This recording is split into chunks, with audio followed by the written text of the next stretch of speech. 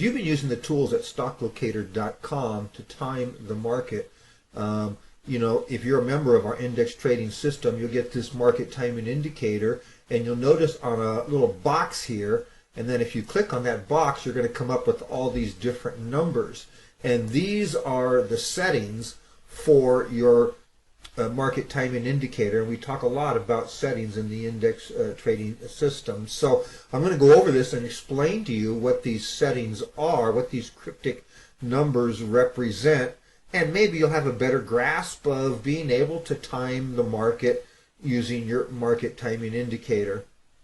Now, by default, we choose the 3-1 for you. That's our default setting, and if you noticed, it's right in the middle of our range of settings.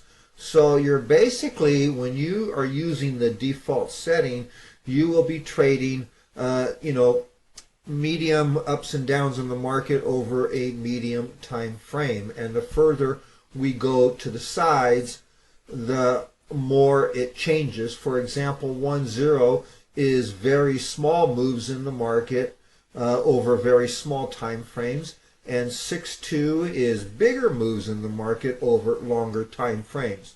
So let's take a look at the chart of S&P 500, and we'll go over this. All right, now here's a chart of the S&P 500, and so what we're doing is we're looking for overbought and oversold situations, and that's going to tell us when the market is going to change direction. And then all we have to do is go from the upside to the downside, or from the downside to the upside, and we just keep trading the ups and downs in the market. So you can see here on these numbers, what they represent is we have three numbers on the right side. So we have zeros, we have ones, and we have twos. Now, I call this volatility, but this is basically how much overbought or oversold the market will be, and so what you want to time. So let's take a look here at the chart.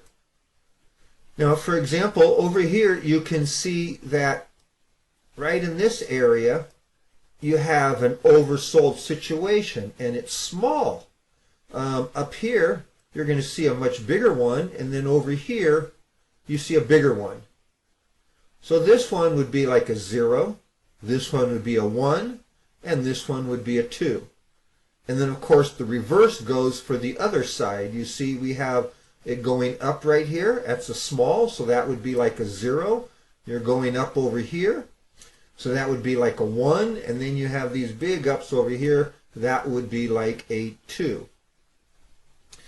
So that's what these numbers on the right means. This one is looking for the small overbought or oversold situations. This one's looking for a little bit bigger, medium overbought, oversold, and they want to look for some extreme overbought and oversold situations before it triggers an alert to send you to the opposite direction.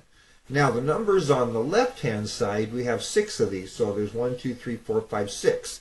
And 1, 2, 3, 4, 5, 6, 1, 2, 3, 4, 5, 6. So we have, these are your time lengths. So how long is it going to take for this small move to occur? So 1 being a short time, 6 being a big time.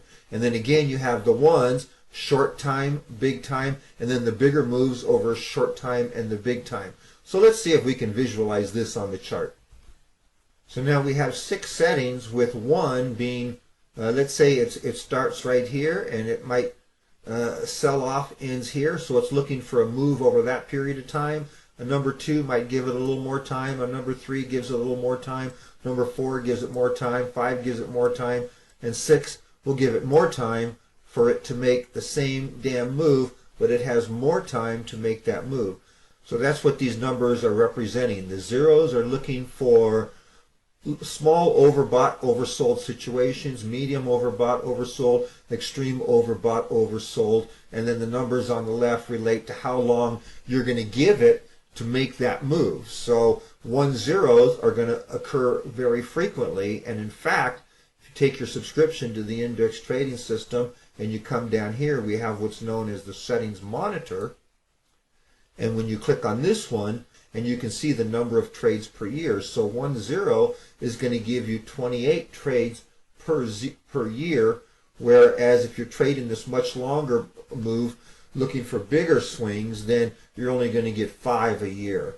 All right, now there's one more thing with your settings that you've probably noticed on your market timing indicator is you have these bullish and bearish.